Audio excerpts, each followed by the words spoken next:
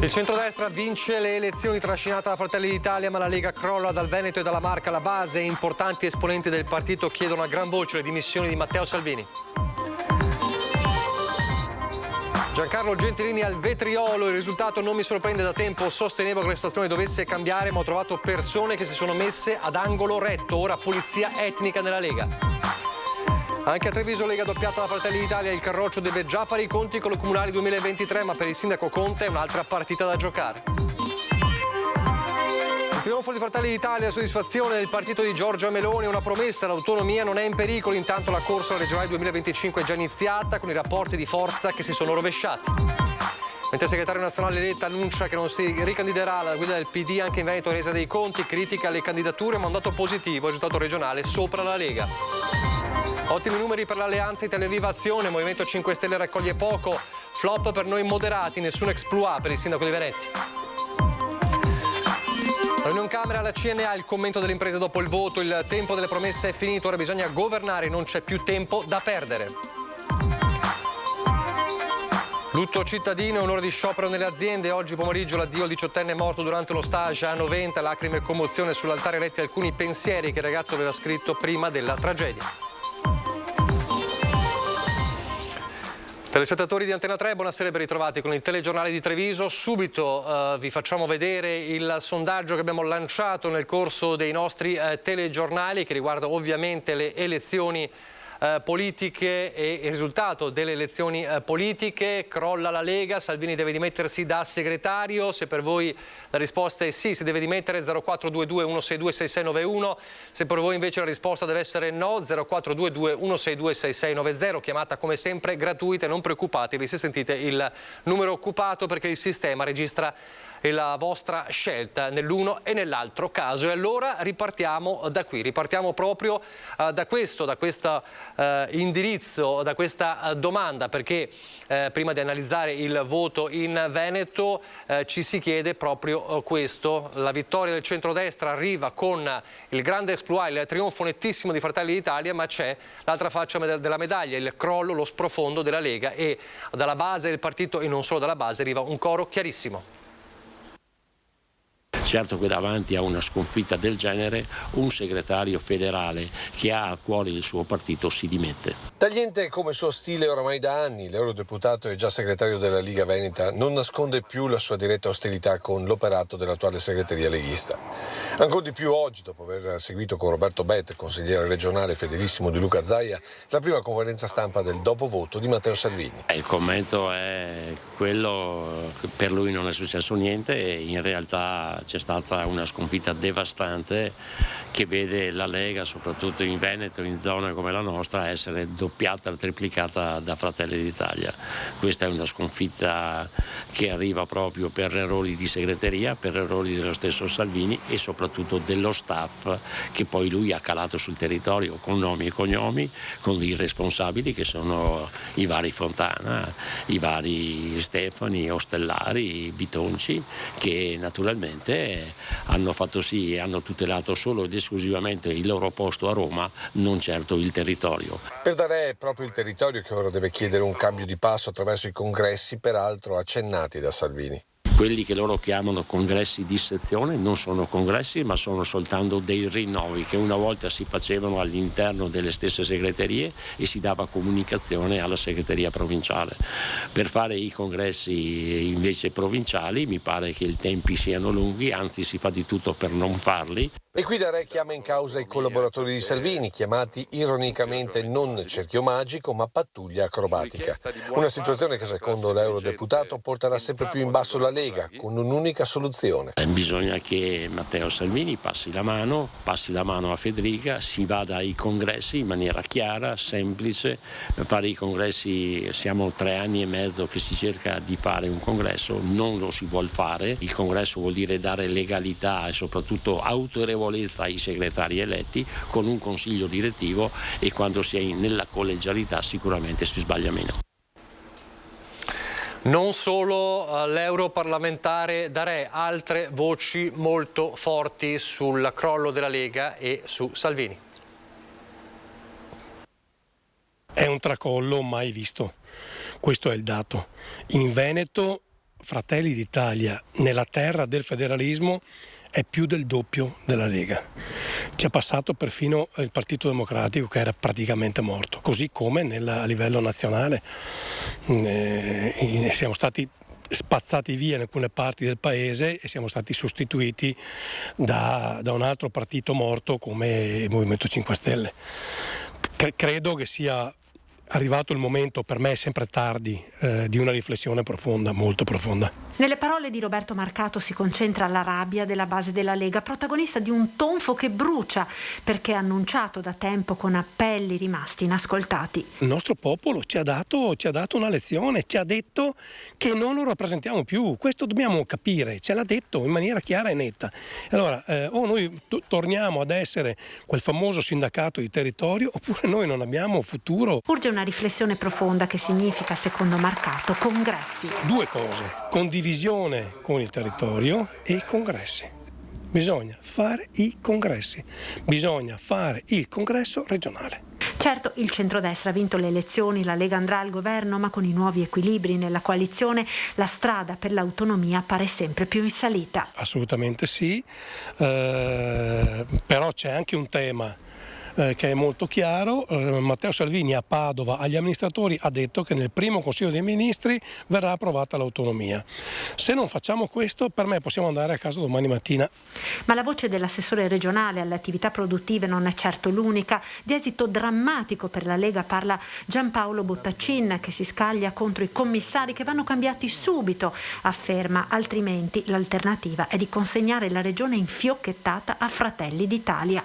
Durissimo anche il consigliere regionale Fabrizio Boron. Quando un partito è controllato da 4 commissari nominati, blindati, che si fanno le liste, si mettono nei collegi che vogliono loro, sapendo di essere sicuri di essere eletti, come vuole che vada a finire?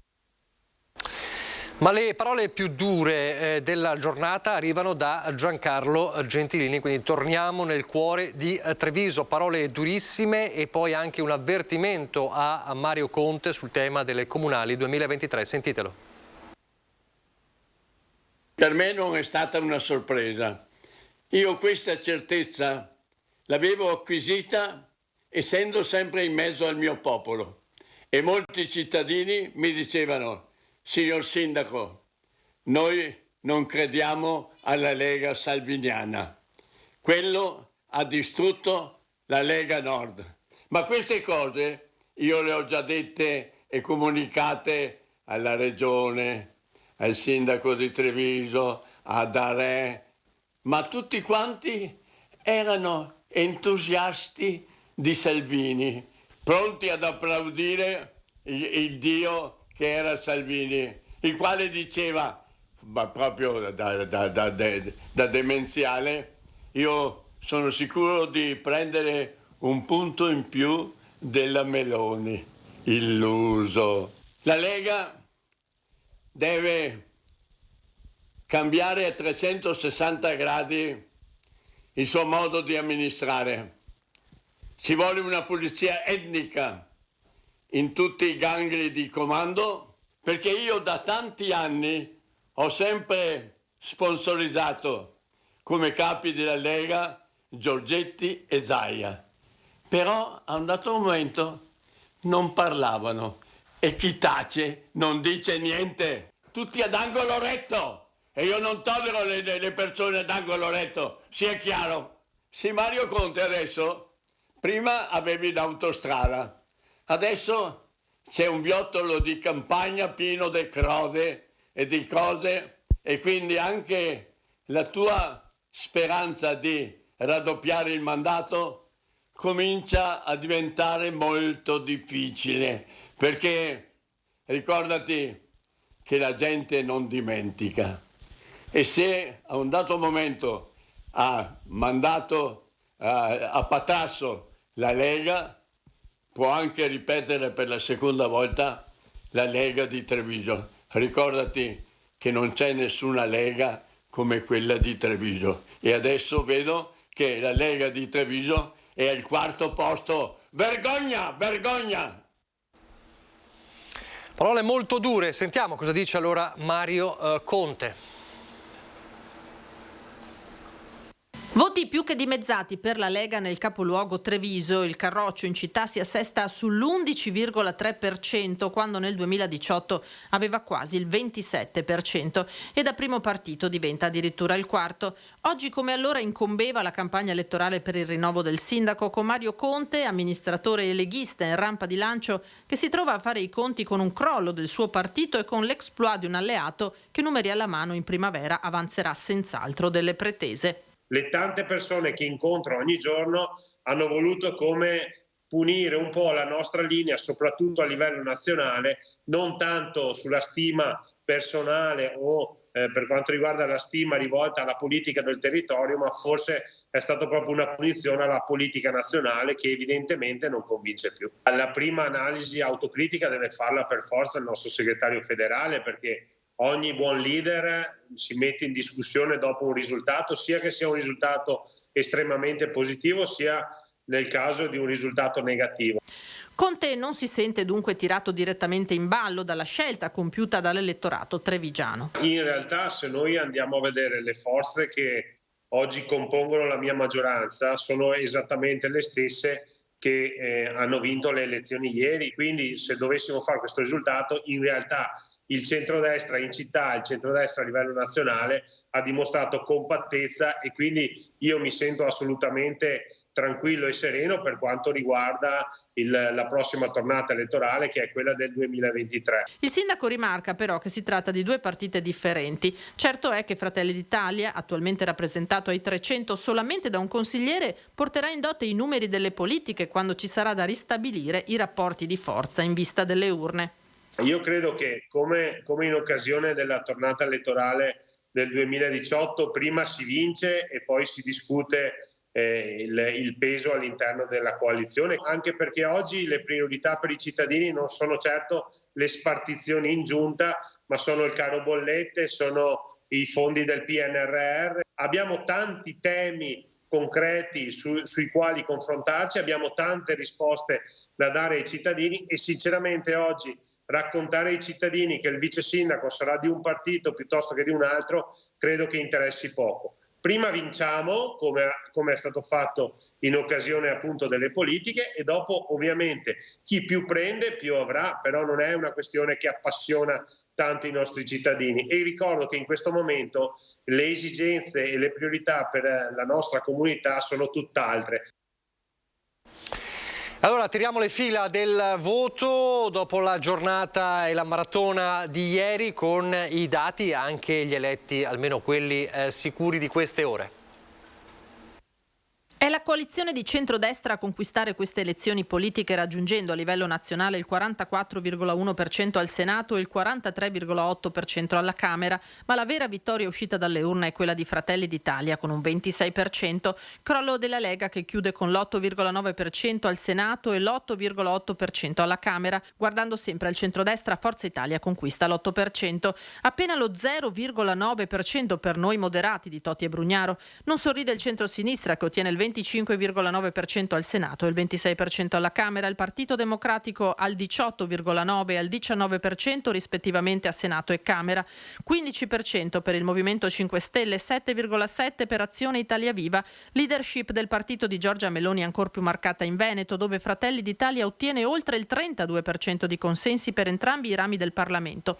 Alla Camera e al Senato la Lega si ferma intorno al 14,5% con Forza Italia che si assesta invece al 7%. Nessun exploit a livello territoriale per il sindaco di Venezia Luigi Brugnaro, con noi moderati fermo al 2%. La coalizione di centrodestra in regione oltrepassa la soglia del 50%, aggiudicandosi il 56,2% alla Camera e il 56,3% al Senato. Il Partito Democratico, pur con un risultato al di sotto delle aspettative, è la seconda forza politica in Veneto con il 16,3% alla Camera e il 16,1% al Senato, mentre il Movimento 5 Stelle, la grande sorpresa a livello nazionale, si deve accontentare sul territorio di un 5,8%, risultato ben più consistente quello del terzo polo, che nel territorio fa proprio invece l'8,4% dei consensi. Un quadro politico completamente riscritto, una nuova geografia da decifrare, non priva di contraccolpi anche a livello locale, dove le segreterie dovranno incassare innanzitutto le inedite proporzioni di forza nel centrodestra. 48 i parlamentari eletti in Veneto rispetto ai 74 del 2018, 32 deputati e 16 senatori. Certe le elezioni all'uninominale alla Camera nella circoscrizione Veneto 1 di Martina Semenzato per Noi Moderati, l'ex magistrato Carlo Nordio per Fratelli d'Italia, Giorgia Andreuzza, Dimitri Coin e Ingrid Bisa per la Lega. Nella circoscrizione Veneto 2 passano il commissario regionale del Carroccio Alberto Stefani, Massimo Bitonci e Lorenzo Fontana sempre per la Lega, Elisabetta Gardini, Silvio Giovine, Maria Cristina Caretta e Ciro Maschio per Fratelli d'Italia. All'uninominale al Senato eletti in Veneto Raffaele Speranzone e Luca De Carlo, nelle file di Fratelli d'Italia Anna Maria Bernini di Forza Italia, Mara Bizzotto e Paolo Tosato della Lega. Nel frattempo 2 ore di lavoro tra Matteo Salvini e i governatori della Lega, oggi un vertice nel pomeriggio per pianificare il futuro, e quanto si legge in una nota del Carroccio dove viene sottolineato che dalla riunione è emersa unità di intenti su come coinvolgere tutti i territori a partire da una assemblea programmatica nazionale per accompagnare la nascita del nuovo governo e mettere al centro proposte e priorità. Esulta invece Fratelli d'Italia, in 5 anni è passata in Veneto dal 4 al 30% e se prima si parlava di elezioni comunali, qui la partita è quella delle regionali 2025. Un ottimo risultato, insomma, siamo la prima regione d'Italia come Fratelli d'Italia, siamo il primo partito in Italia, il primo partito in regione, sono motivi di grandissima soddisfazione. L'entusiasmo è palese nonostante la notte insonne per Luca De Carlo, riconfermato al Senato e coordinatore regionale di Fratelli d'Italia. Il partito ha conquistato una vittoria superiore alle aspettative, raccogliendo consensi a piene mani nel bacino dell'alleato leghista. Avevamo la percezione nelle piazze che fossimo diventati attrattivi per molta gente che ci fermava, che voleva chiacchierare con noi, percepivamo che l'aria era buona. Non mi sarei aspettato un risultato così della Lega, ma si sa, la politica è ciclica, l'importante è che i voti siano rimasti all'interno del perimetro di centrodestra in modo che si possa governare questa nazione con stabilità e si possano fare quelle cose che i veneti ci chiedono. E sull'autonomia, che molti nella Lega vedono ora allontanarsi sempre più, De Carlo rassicura. Noi abbiamo una parola sola, l'abbiamo data, lavoreremo per il presidenzialismo e per il federalismo e quindi l'autonomia, e quindi non hanno nessun problema, nessun motivo per essere preoccupati i miei amici della Lega. E la vittoria di Fratelli d'Italia come andrà a ridisegnare gli equilibri nella coalizione di centrodestra che governa la regione Veneto? Noi abbiamo un assessore, 5 consiglieri, aspetteremo la prossima tornata dove siamo sicuri di contare di più perché saranno i veneti a darci mandato di rappresentarli di più. Candidato di spicco del partito di Giorgia Meloni, l'ex magistrato trevigiano Carlo Nordio, eletto alla Camera. Di lui si è parlato come candidato in pectore al Ministero della Giustizia. La crisi economica, dice, può essere affrontata anche con la riforma della giustizia. La lentezza della nostra giustizia ci costa 2 punti di PIL e poiché in questo momento l'aspetto più importante, ancora più della separazione delle carriere, del CSM, eccetera, è l'impatto che sull'economia può avere la giustizia, l'accelerazione di questi processi sia civili che penali è sicuramente assume un aspetto prevalente. E poi per chiudere col centrodestra le parole di Emanuele Crosato, sindaco di Cessalto, candidato alla Camera con Forza Italia, proprio sul risultato di Forza Italia. Siamo più o meno a stesso valori della Lega, abbiamo ottenuto, contrariamente ai pronostici più scettici che ci davano il 5%, quindi siamo riusciti a convincere l'elettore che siamo sempre noi, la forza moderata, l'attrazione di questo centrodestra moderato, liberale e democratico. Questo è anche un segnale perché non esistono altri centri che avranno nei prossimi 5 anni una forza così compatta e che riusciranno a incidere nel prossimo governo. Quindi andremo ad affrontare sin da subito le prime emergenze che i cittadini ci chiedono. Farete un po' da ago della bilancia tra la Lega e Fratelli d'Italia? Ma sì, assolutamente, questo è il nostro ruolo e quello che ci è stato affidato dai cittadini. Poi è bello vedere che abbiamo altri trevigiani come il dottor Nordio che andrà in pectore, si dice, si mormora come ministro della giustizia. Noi invece lanciamo il nostro Tajani come ministro degli esteri, in modo tale da avere anche un ruolo come Forza Italia di una persona che è un garante in Europa per l'Italia. Che il centrodestra riesca ad esprimere il primo, spero, Presidente del Consiglio donna, un messaggio molto progressista che magari l'altra parte ci invidia, quindi questo è assolutamente in primis un bel messaggio. Poi andranno a proporci dei ruoli e vedremo, insomma, cioè, credo che Forza Italia dia comunque garanzia in tutti i suoi componenti e spero che ci sia un'attenzione anche verso i territori. Il Partito Democratico e poi anche il terzo polo, subito dopo la pubblicità.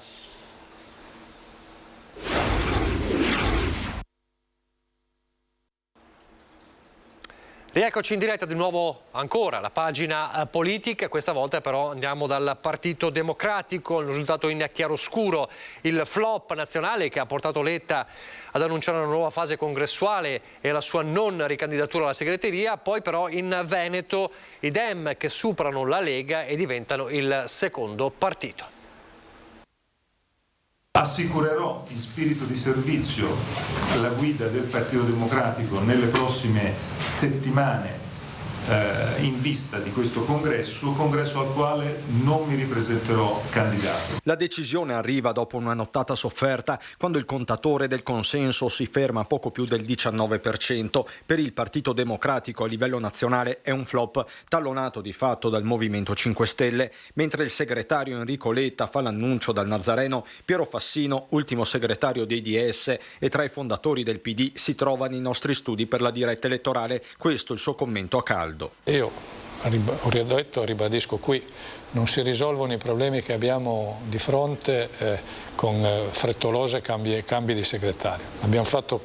Lo abbiamo già sperimentato nel passato e non ha portato bene. Ma la serata triste del PD, per stare all'espressione usata da Deborah Serracchiani, sembra essere stata meno triste in Veneto. Ci siamo battuti in una terra difficile, complicata, lo sapevamo, pedalando in salita, e mi pare che il fatto che si siano ottenuti 5 punti in più delle regionali e che si sia il secondo partito davanti alla Lega, quando noi eravamo il terzo partito dietro la Lega, sia un risultato naturalmente positivo. Il che non lenisce naturalmente la sofferenza per la sconfitta nazionale. Per Andrea Martella, segretario veneto che torna in Parlamento, il passo non può che essere cadenzato. In Veneto abbiamo iniziato un lavoro che sapevamo essere una sorta di traversata nel deserto. Questo lavoro non è ancora concluso, anzi è appena iniziato, e lo continueremo passando per le prossime elezioni amministrative di Vicenza e di Treviso e guardando la scadenza delle elezioni regionali. Adesso però la parola deve passare ai territori, fa intendere da Treviso il segretario provinciale Giovanni Zorzi,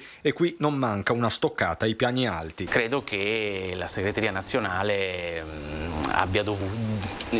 dovesse un po' più prestare attenzione al territorio, alle istanze. Le faccio un esempio: in campagna elettorale in questi ultimi giorni nei mercati, insomma, nelle piazze, mentre si parlava, la polemica nazionale era sul dibattito Orban sì, Orban no, la gente mi chiedeva quali sono invece le proposte del Partito Democratico sul caro bollette. Ho bisogno di sedimentare un pochino e capire con quale linea andare avanti. Io spero proprio che la linea sia quella di avere come centro il bene comune del paese e non le careghe, non le poltrone. La politica è servizio e non sono parole queste, sono sostanza. O noi recuperiamo davvero questo spirito, altrimenti la gente ci vede come partito dell'establishment o poco altro. Numeri migliori della media nazionale per il terzo polo in Veneto e nella Marca. Premiata la nostra coerenza, così stamane durante la nostra maratona di questa mattina condotta da Christian Arboit, Alessandra Nava di Italia Viva. Noi abbiamo ascoltato elettori del PD che erano molto delusi, io questo lo devo dire, almeno sul territorio a noi hanno dato atto di una coerenza che il PD di Letta, nel momento in cui ha deciso chi dovesse far parte di questa grande coalizione, inserendo dentro chiunque, purché insomma, per così dire, si cercasse in una maniera che secondo noi non era corretta, cioè quella di arginare la destra dicendo che erano brutti, cattivi, fiamma e non fiamma. A nostro parere vi erano e vi sono, adesso vedremo poi alla prova dei fatti se è così, delle grossissime problematiche dal punto di vista della competenza e della possibilità di approcciarsi in questo momento con una serie di grossissimi problemi che tutti conosciamo. Quindi dal punto di vista del bacino elettorale, a mio parere, oltre a quello che comunque noi riteniamo avessimo sia come Italia Viva che come la lista Azione di Calenda, io credo che ci sia stato un elettorato del centro-sinistra che non abbia voluto diventare un elettorato della sinistra-sinistra, e quindi sinceramente credo che abbia guardato a noi con interesse per la coerenza che abbiamo dimostrato sul centrodestra o su Forza Italia. Certo, qualcosa probabilmente sarà arrivato, ma io ritengo personalmente, per quello che la gente ci ha raccontato. Quale che sia poi l'analisi politica, le imprese chiedono una cosa: adesso governare, perché non c'è più tempo da perdere. Il tempo delle promesse è finito. Nel programma elettorale di tutti i partiti c'erano provvedimenti immediati al caro bollette. Le associazioni di categoria non hanno dubbi. Il problema dell'energia deve essere affrontato subito, lo hanno detto tutti anche in campagna elettorale. Vanno bene sicuramente i provvedimenti che finora sono stati presi, però bisogna prenderne altri, bisogna fare un programma a lungo termine di investimenti in modo tale da poter essere meno dipendenti da altri. Gli fa eco Matteo Ribone, direttore della CNA del Veneto. Noi ci aspettiamo che il governo negli affari correnti dia risposte alla questione energetica per le famiglie e per le imprese, perché questo è il punto centrale e che necessita di un'azione veloce, perché il 1° ottobre comincia una stagione anche dal punto di vista del riscaldamento e di tutto quello che ne consegue. Una situazione che pesa in maniera grave sulle imprese e sulle famiglie, commenta Mario Pozza. E questo vuol dire diminuire la capacità di spesa, questo vuol dire mettere a rischio posti di lavoro nel mondo del commercio, e non solo nel mondo del commercio, ma soprattutto un impoverimento che può portare anche a delle tensioni sociali. Non solo, Ribon spiega anche che il tempo per la formazione del governo dovrà essere rapido, anche perché quello che accade a livello internazionale non ci consente di rimanere in una situazione di stallo. Non solo. È evidente che questo governo, questa comunque maggioranza, dopo vedremo insomma quando verrà formato il governo, ha dichiarato anche nelle proprie attività, nei propri programmi, di avere un'attenzione particolare al mondo della piccola impresa e dell'artigianato e dei contesti produttivi, e mi aspetto questa attenzione, che questa attenzione venga poi da subito sviluppata attraverso un coinvolgimento, un patto sociale anche con le parti sociali. Per quanto riguarda il Veneto, conclude Ribon, l'auspicio è che gli eletti sappiano rappresentare il territorio e abbiano attenzione alla specificità di queste zone. La cronaca, parliamo di sicurezza stradale, 2 denunce a carico di altrettanti automobilisti sorpresi alla guida sotto l'influenza dell'alcol nel corso dei controlli dei carabinieri del comando provinciale di Treviso. Un 27enne veneziano controllato alla guida nel comune di Preganziola è stato riscontrato un tasso positivo maggiore di 1,5 grammi litro.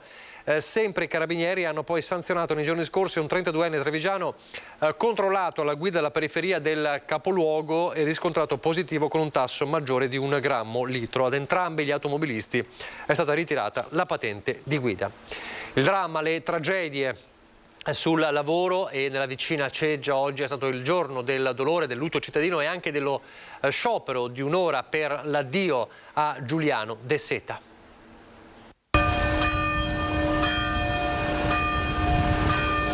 Ad attendere il feretro in una bara bianca davanti alla chiesa di Ceggia, amici e parenti e i compagni di classe dell'Istituto Da Vinci di Portogruaro, che assieme ai docenti e alla dirigente si sono abbracciati con i genitori e il fratello minore della vittima prima della benedizione e dell'ingresso in chiesa. Molte persone assiepate sul sagrato della chiesa hanno potuto seguire la cerimonia grazie agli altoparlanti. Era pieno di vita, allegro, sveglio, sempre sorridente. Si stava affacciando con intraprendenza al mondo e non vedeva l'ora, come voi genitori ben sapete, di diventare grande e indipendente. Aveva il desiderio di imparare e sperimentare nuove abilità. Guardava al futuro con grandi progetti e attese. Per l'ultimo saluto a Giuliano De Seta è stato proclamato il lutto cittadino, uffici chiusi, bar e saracinesche abbassate per 2 ore. In concomitanza con i funerali, in tutto il Veneto gli operai si sono fermati per 1 ora di sciopero, 2 in provincia di Venezia, con assemblee nei luoghi di lavoro per aumentare la consapevolezza dei rischi negli ambienti di lavoro e per sensibilizzare le istituzioni a dare risposte concrete. Per l'ultimo abbraccio al termine della funzione, gli amici, i genitori e i compagni di classe hanno letto 3 lettere di ricordo del giovane scomparso. Avremmo dovuto prendere il diploma e guardare il futuro, ma purtroppo il destino non ha voluto così. È passata una settimana e già ci manchi tantissimo. Ovunque tu sia, sarai sempre nei nostri cuori. Alla fine sono stati liberati in cielo palloncini bianchi.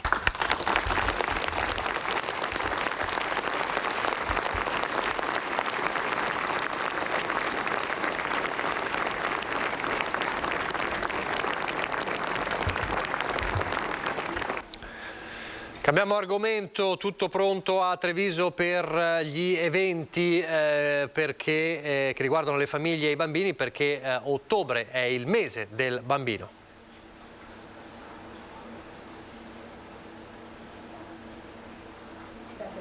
Ottobre è il mese del bambino a Treviso. Al via per la 4ª edizione un intenso programma di attività gratuite per grandi e piccoli che daranno l'opportunità alle famiglie di conoscere servizi e di costruire una riflessione comune attorno al tema e al valore dell'infanzia. Il 2 ottobre apriremo con la festa delle famiglie e delle associazioni sulle mura presso i bastioni San Marco. E io consiglio di essere a quella giornata perché lì si può scoprire tutto il programma del mese, ma soprattutto si possono conoscere proprio le associazioni attraverso attività e attraverso punti informativi. Le associazioni che si occupano di infanzia a Treviso sono tante, compito del comune è coordinarle per fare rete. Ricco il calendario di eventi, si apre con il tema dei diritti dei bambini al Teatro Comunale Mario del Monaco sabato 1 ottobre alle 20:30 con uno spettacolo musicale di solidarietà bambini vittime della guerra in Ucraina.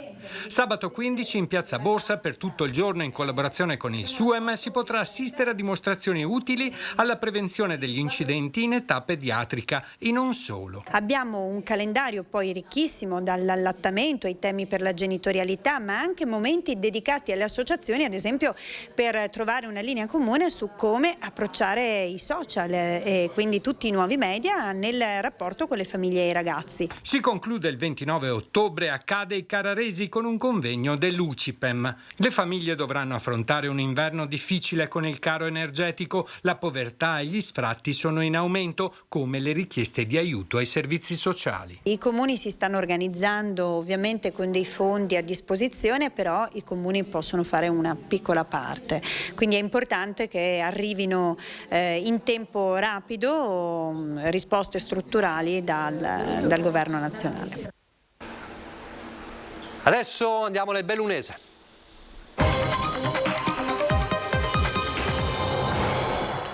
E ripartiamo dalla politica. I giochi sono fatti per la coalizione di destra che grazie all'Amplen anche in provincia di Belluno conferma a Palazzo Madama il sindaco di Calalzo e coordinatore regionale di Fratelli d'Italia Luca De Carlo e fa staccare il ticket per un seggio alla Camera alla leghista trevigiana Ingrid Bisa. È formalmente ancora in corsa, salvo colpi di scena, l'ex sindaco di Feltre Paolo Perenzin, candidato al Senato per Alleanza Verdi Sinistra. L'analisi nel servizio. Non tutto è perduto per l'ex sindaco di Feltre Paolo Perenzin. Potrebbe essere suo il quinto seggio spettante al Veneto per il Senato grazie a una percentuale di voti che nel collegio è risultata alta e che potrebbe premiare il candidato al Senato nella lista proporzionale Alleanza Verdi e Sinistra. Questione di ore, decimali o centesimi. Perenzin attende che si concludano i conteggi e la notizia di un probabile futuro da parlamentare l'ha raggiunto al rientro di una nuova giornata trascorsa ad insegnare storia e filosofia al liceo Dal Piazza a Feltre. Nell'attesa le riflessioni post voto. La Lega, doppiata in Veneto da Fratelli d'Italia, Belluno e Feltre, ha recuperato punti rispetto al voto amministrativo di giugno e ha premiato la candidata trevigiana Ingrid Bisa. Sul territorio comunque abbiamo lavorato bene, comunque una risposta c'è. Siamo oggettivamente rimasti un po' penalizzati perché non avevamo un candidato nostro, però devo dire che a livello di Lega Bellunese il risultato tutto sommato ci sta e ci soddisfa. Chiede una svolta immediata l'assessore regionale Giampaolo Bottacin, severo sulla decisione di non candidare alcun bellunese in questa tornata elettorale. Ne pagheremo le conseguenze per anni, scrive Bottacin, perché a Belluno la Lega scomparirà sui temi nazionali e il malcontento della base è alto. In provincia il Carroccio è pronto al rinnovo delle sezioni in attesa del congresso. Noi oggi finiremo i congressi di sezione, a Belluno ce ne mancano ancora 3 e dopodiché andremo al congresso provinciale e poi a salire al nazionale federale. Credo che questo sarà poi il percorso su cui ci sarà il confronto politico e dove poi troveremo anche la linea per una ripartenza. Sul fronte PD la segretaria Monica Lotto non usa mezzi termini per spiegare cosa è accaduto nel segreto dell'urna. In questo mese di campagna elettorale abbiamo girato parecchio il nostro territorio e abbiamo percepito la distanza che tra il Partito Democratico Nazionale in questo caso, ma le responsabilità sono di tutti coloro che la rappresentano e i cittadini. Il segretario nazionale Letta si è assunto la responsabilità della debacle e ha annunciato che l'opposizione sarà determinata e intransigente sui valori della sinistra. Penso che noi dovremmo fare uno sforzo importante per far capire davvero quello che si rischia o quello che si sceglie votando da una parte o dall'altra. Secondo me su certi temi non c'è storia, e sui temi dei diritti penso, ma anche delle disparità anche territoriali, penso al nostro territorio c'è tanta differenza poi nell'azione concreta di chi amministra. Non siamo riusciti a farlo capire e credo che l'autocritica vada fatta e vada capito come uscirne, insomma. Dopo la pandemia ritorna con un'edizione regolare la storica 24 ore di San Martino, la gara sull'ora più antica d'Italia, nata a Belluno nel 1974. Una pista di atletica rinnovata, 30 squadre per un totale di 720 podisti, una cinquantina di volontari e dopo 2 anni di pandemia fra stop forzato e divieto di assembramenti, la ritrovata gioia degli stand delle associazioni di volontariato del CSV e Comitato d'Intesa.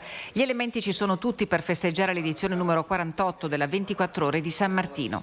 Questa manifestazione storica la Proloco la porta avanti ormai da diversi anni, siamo felicissimi di farlo con le squadre che ci hanno sempre dato fiducia e che continuano a darci fiducia anche appunto dopo questi 2 anni un po' di difficoltà. La Proloco Pieve Cassionese sta lavorando alacremente per offrire a atleti e pubblico un'edizione da incorniciare. Il trofeo realizzato dai vetrai del Cadore andrà alla squadra che nelle 24 ore avrà macinato il maggior numero di chilometri. Nell'Albo d'Oro spicca il record dei podisti della Proloco Zumellese che nel 2002 riuscì a chiudere con un totale di 436 chilometri. Ancora da battere il record femminile sull'ora stabilito nel 1999 da Ornella Cadamuro con un personale di oltre 17 chilometri, mentre è recente del 2019 quello conquistato in campo maschile dal fondista burundese Terry Ndikumenaio, 74 metri sotto il muro dei 20 chilometri. Finalmente ritornano a 24 ore di San Martino in piena forma, un momento di socialità, di sport, di solidarietà, di anche goliardia che possa dare anche un messaggio di speranza e di ripresa alla nostra città. Una città che celebrerà la rinascita del polisportivo, rinnovato su progetto della precedente amministrazione e pronto ad ospitare manifestazioni di atletica ai massimi livelli. È un intervento bellissimo, è una pista azzurra con le righe gialle, i colori del Belluno, è costata 735.000 euro. Stiamo procedendo con l'altro progetto che è quello della riqualificazione dell'intero polisportivo con la costruzione di nuove tribune e spogliatoi.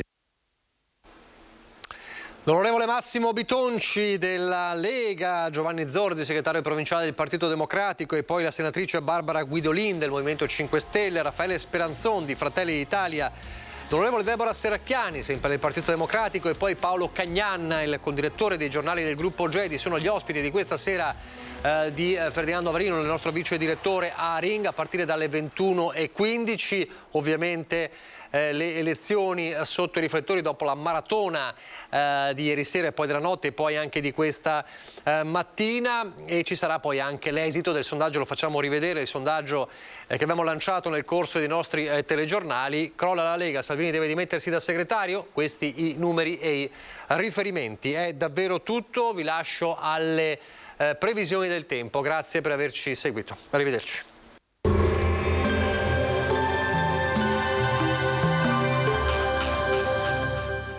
Entra nel mondo Lolato. Da oltre 40 anni un team di professionisti per migliorare la qualità della tua vita. Centro del piede con servizi di podologia. Laboratorio per la produzione di plantari e calzature su misura. Benvenuti al meteo. Sull'Italia è attiva una circolazione depressionaria. La situazione rimane movimentata sul nostro territorio con qualche fenomeno sparso. Successivamente maggiori schiarite e un generale ricambio d'aria. Vediamo il dettaglio. Sul Veneto la grafica di martedì 27 settembre mostra un contesto instabile, nuvolosità estesa fino a parte della mattinata con probabili precipitazioni a carattere sparso. In seguito tendenza a cessazione dei fenomeni con più sole nel corso del pomeriggio. Quota neve intorno ai 1800 metri sulle Dolomiti, oltre i 2000 metri sulle Prealpi. Temperature in lieve calo, minime tra 7 e 13 gradi, massime invece comprese tra i 18 e i 22 gradi all'incirca. Spostiamoci ora sul Friuli Venezia Giulia. Al mattino cielo in prevalenza coperto con rovesci e temporali. Qualche nevicata sulle cime oltre i 1800 metri, schiarite a partire dal pomeriggio. Temperature minime sui 10-14 gradi, massime intorno ai 19-20 gradi. Infine diamo uno sguardo alla situazione del Trentino Alto Adige. Nubi basse anche qui con precipitazioni deboli in esaurimento con il passare delle ore. Temperature minime intorno ai 9-10 gradi, massime sui 22 all'incirca. Dal meteo di Antena 3 per ora è tutto, grazie per l'attenzione, arrivederci.